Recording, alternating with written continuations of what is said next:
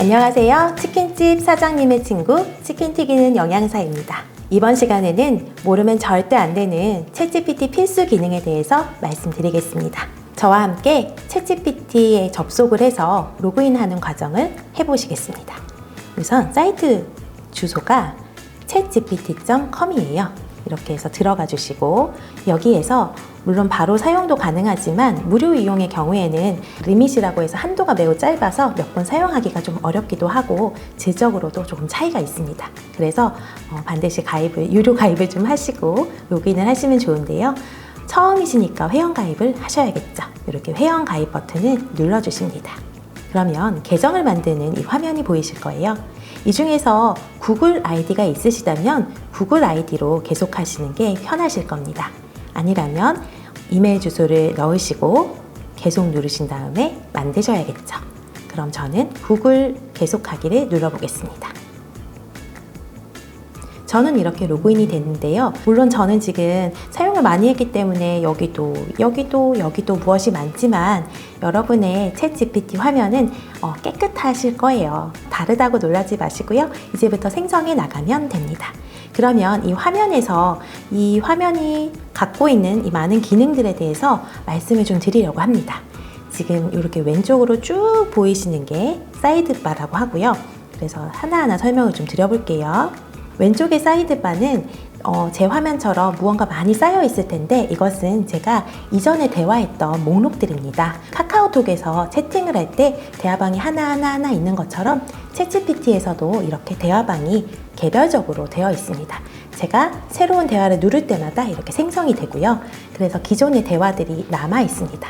그런데 이 기간이 조금 일정치 않아요. 데이터를 많이 사용하시는 분들의 경우에는 60일 이내일 수도 있고 이 기간이 정확하지는 않지만 제가 보니까 한 두 달 정도는 남아있는 것 같습니다. 그리고 새로운 대화 시작 버튼을 이 버튼을 누르시면 새 채팅이 시작됩니다. 그래서 이 화면에서 여기를 클릭하신 다음에 대화를 하실 수가 있습니다. 이 화면이 메인 채팅창입니다. 제가 이전에 대화한 내용을 한번 보여드릴게요. 아무거나 이렇게 눌러보면 이렇게 대화의 내용이 나오고 밑에는 제가 새로운 대화를 또 시작할 수 있습니다. 새로운 질문을 다시 할 수가 있어요. 그래서 이 화면에서 주로 모든 일들이 일어납니다. 그리고 왼쪽에는 기존의 대화들이 있고요.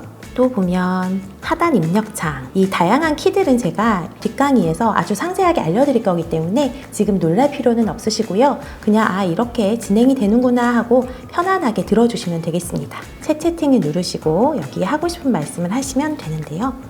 안녕 이라고 해볼게요. 이러면 대화가 시작되는 겁니다. 안녕, 오늘 기분 어때?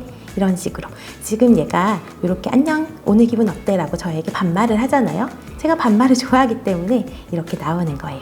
그러면 또 다른 창을 좀 보여드리자면 여기가 바로 GPT라는 건데요. 제가 챗GPT에는 GPT스라는 기능이 있어서 너무 좋아요 라고 계속 말씀을 드렸거든요. 그게 바로 이 GPT라는 건데 이 부분도 뒤에서 제대로 설명을 드릴 거고요. 이게 여기에 있구나 정도만 아시면 되겠습니다. 그리고 아까 말씀드렸던 이 부분 새 채팅 이 버튼이 중요하고요. 이걸 누르시면 새로운 대화가 계속 생성이 됩니다. 그리고 이번에는 이 버튼을 보시면요. 이 버튼에는 모델을 볼 수 있습니다.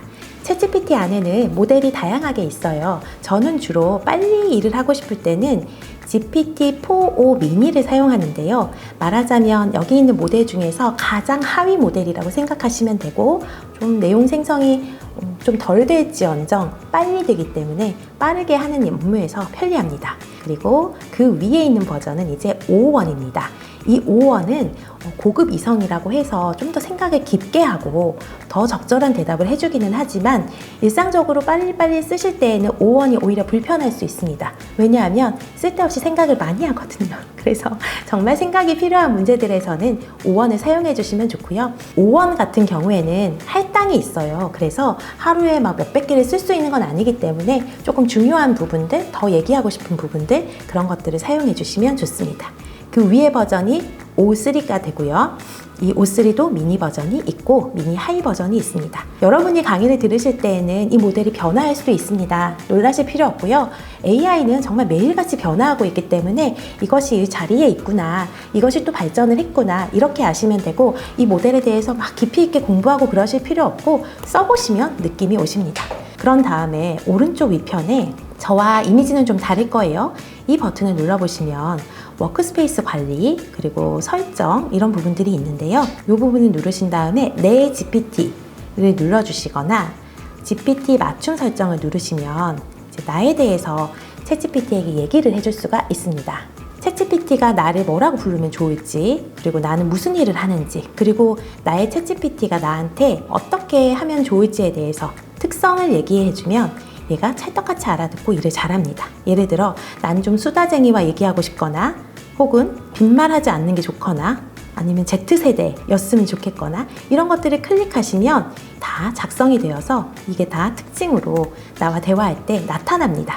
그런데 저는 이걸 사용하지 않고 있어요. 왜냐하면 저는 좀 다양한 역할을 계속 주고 있기 때문에 이거를 작성하면 조금 이 안에서 움직이는 게 있거든요. 그래서 하고 있진 않지만 여러분께서는 꼭 사용을 해봐 주셨으면 좋겠습니다. 그리고 나에 대한 이야기를 여기에 더 해주시면 좋아요. 예를 들어 나의 직업은 위에서 어떤 일을 하고 계신지는 적었지만 이 밑에서 내가 만약에 외식업을 하더라도 재즈를 좋아할 수도 있고 피아노를 좋아할 수도 있고 뭐 술을 좋아할 수도 있고 이런 캐릭터들이 또 다르기 때문에 여기에 그런 내용들을 적어주시면 아, 나의 챗GPT가 또 내 마음을 잘 알고 찰떡같이 알아듣네 하는 또 이것도 하나의 귀한 팁이 될 수 있습니다. 그런 다음에 설정을 보시면요. 이 설정에서 여러분이 챗GPT를 사용하시다가 정말 놀라는 순간이 한 번씩 옵니다.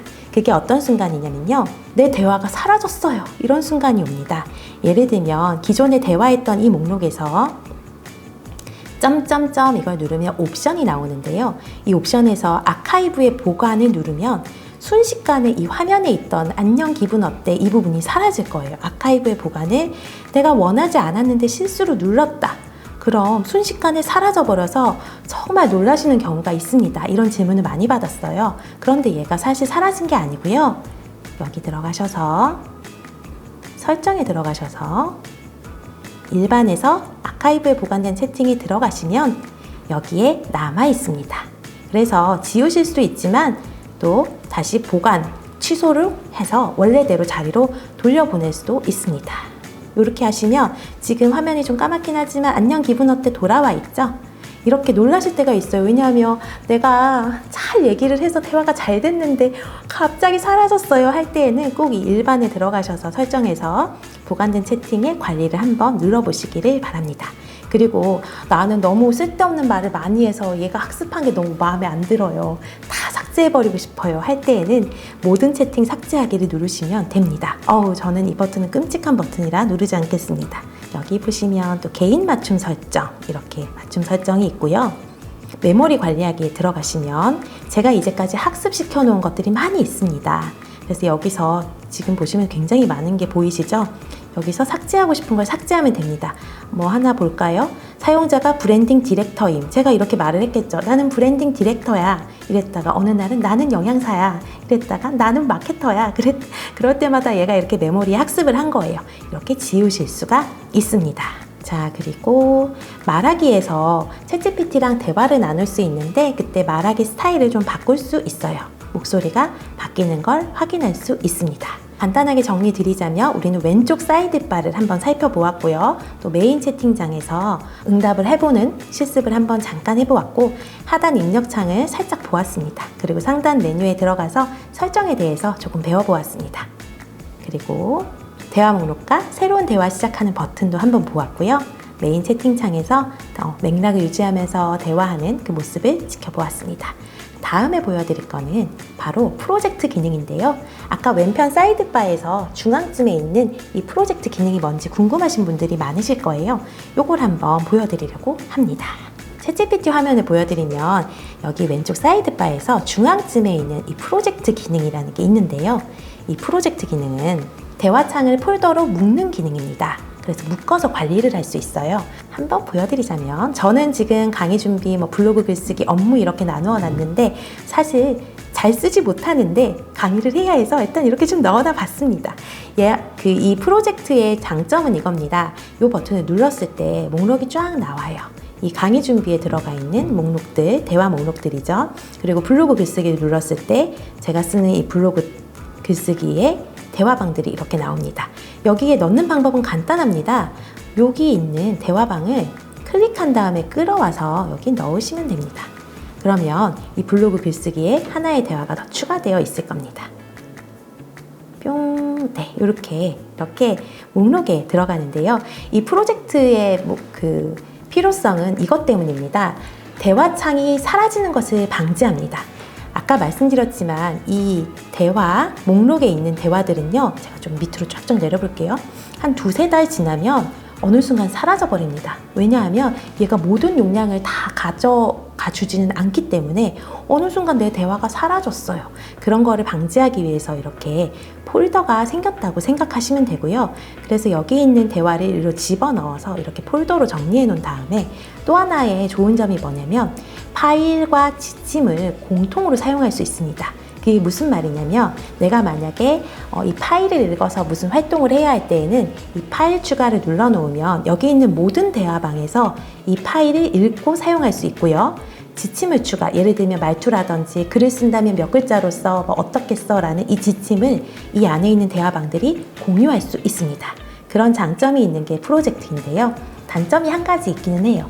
실시간 서치가 좀 되지 않아요. 그래서 그 부분에 필요할 때에는 여기서 다시 꺼내와서 여기에 다시 넣어놓고 실제 사용하던 대화방에서 넣어놓고 여기서 또 검색을 하다가 다시 끌어와서 다시 집어넣는 이런 방식으로 사용을 하시는 분들도 있습니다. 이렇게 오늘 우리는 프로젝트 기능 그리고 기본적인 챗GPT 활용 기능을 보았습니다. 다음에 배울 내용은 입이 마르고 닳도록 했던 GPTs, 바로 GPT스에 대해서 얘기를 드릴 거예요. 이 GPT스에 대해서 어마어마하다, 몇 천만 원의 가치가 있다, 다양한 수식어들이 붙는데요.